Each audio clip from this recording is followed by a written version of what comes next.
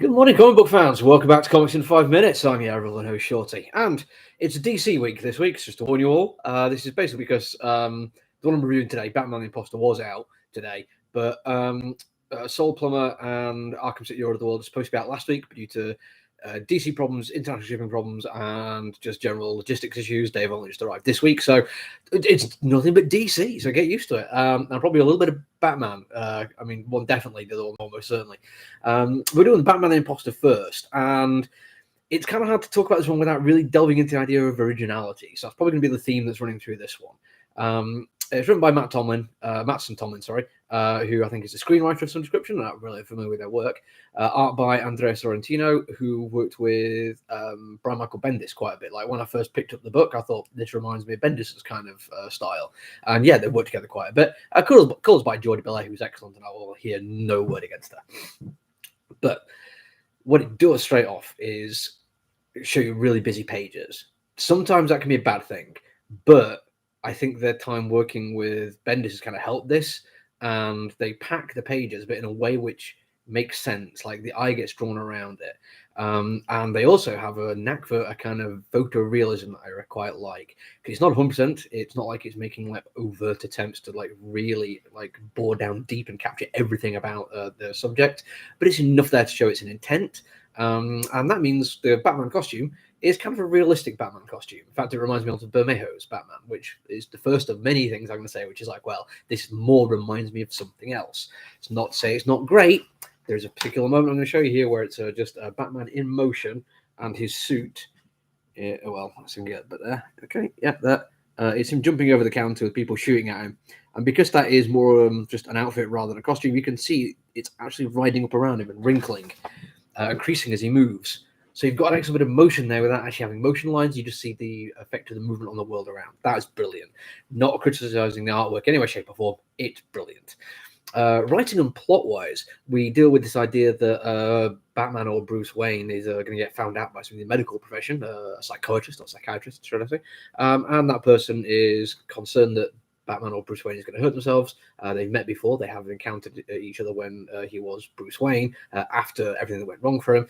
And she now finds him one day passed out, loss of blood, multiple injuries, and insists that every day he has to go and get a little bit of psychiatric treatment, or she's going to call the police. And throw in the mix that there's somebody pretending to be the Batman who is killing people to basically frame Batman for it, and that's going to turn people against him. The fact that Batman's activities are going a bit above and beyond street level. They're actually affecting very wealthy people who almost certainly have criminal ties in Gotham City, and that is calling on them to basically push for the Gotham PD to do something about it. Now, if you're reading Batman for a long time, you're probably getting the impression that none of these are unique concepts. These are not first time out the gate, brilliant genre-defeating ideas. These are kind of Batman beats. And it's easy to fall into criticism because of that. However, one thing that is perfectly clear from this comic book is this is set only a few years into Batman's activities. This is not the fully realized Batman of today. This is him probably after a few years of dealing with street level crime, realizing quite how much he needs to go for the higher ups to actually have some kind of long-term effect. It's also still got remnants of Harvey when he's still referred to as the DA rather than Two-Face. Gordon is still the uppity captain rather than the commissioner. All of the relationships and all of the kind of cliche, maybe not the right word, but mimetic kind of repeating structures of stories for Batman are being formed at this time period. So Mattson has basically chose this time period to tell a story because it means he can go in at a point where it doesn't really need to be groundbreaking and original. This is old ground. People have dealt with these stories before. Psychiatrists and psychologists have dealt with Batman. People have pretended to be a Batman and done horrible things to try and make him more of a criminal. He is making realizations about what's going on. Detectives looking at how much money it must cost to be Batman, I started asking, like, well, who's got enough money and who's crazy enough to do it? But it's really well written. I really love the dialogue between the characters. I like the fact that the pages are busy. I like the fact that there's real interesting layouts for them, and the box art dialogue is really easy to read. It flows so well.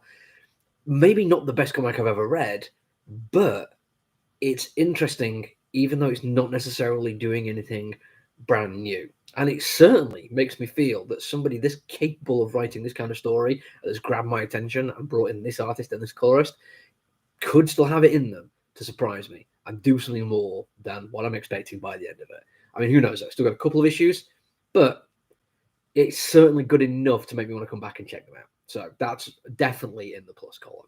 That's it for me today, though. I'm going to be back tomorrow. Until then, look after each other, everyone. Stay safe. Bye.